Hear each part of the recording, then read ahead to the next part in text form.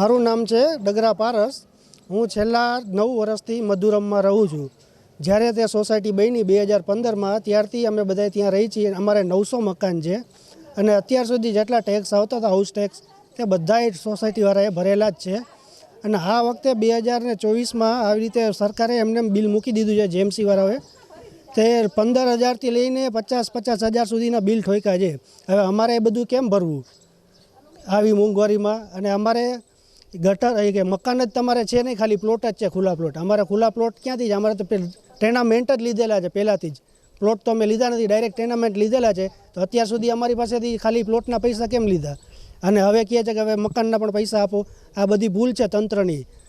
અમારે આ વખતે જો આ પ્રોબ્લેમ સોલ્વ નહીં થાય તો અમે તો મતનો બહિષ્કાર કરશે। અમારે વોટ દેવો જ નથી, ભાજપને ખાસ કરીને વોટ નથી દેવો જો અમારી હેલ્પ નહીં કરે ને તો। મારું નામ દીપાબેન છે।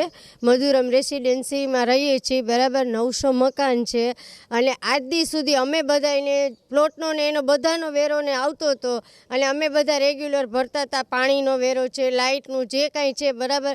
હવે અમને ઓચિંતાનું તંત્ર દ્વારા અમને લોકોને અણધાર્યો વેરો આપ્યો છે। 15,000 છે, 20,000 છે, કોઈને 50,000 છે, કાંઈ કોઈનું નક્કી જ નથી। હવે બિલ્ડરની ભૂલ છે કે તંત્રની અમને નથી ખબર। અમે સામાન્ય મધ્યમ વર્ગના લોકો છીએ, અમે શું કરીએ? હવે આમાં જવાબદાર કોણ? તંત્ર છે કે અમે લોકોને અમારે ભૂલ ભોગવવાની? કોણે ભોગવવાની? અને અમારા હજી સુધી બધા મકાનના લોનના હપ્તા પણ ચાલુ છે। અમારે માંગ એક જ છે કે અમને આમાં ન્યાય મળે, બરાબર, નહીંતર અમે એકેયને વોટ નહીં આપીએ।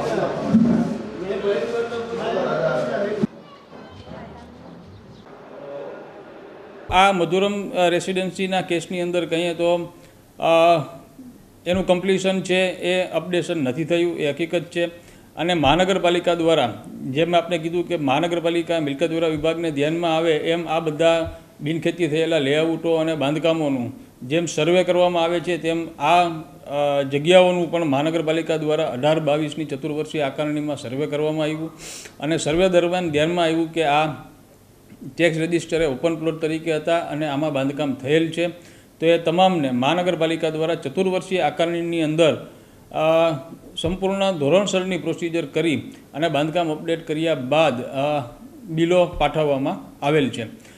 ઘણા કિસ્સાઓની અંદર છેલ્લા 10 વર્ષના, 8 વર્ષના, 5 વર્ષના જેમ બાંધકામ થયેલ છે તે રીતે ટેક્સના બિલો જે તે આસામીઓને મહાનગરપાલિકા દ્વારા મોકલવામાં આવેલ છે।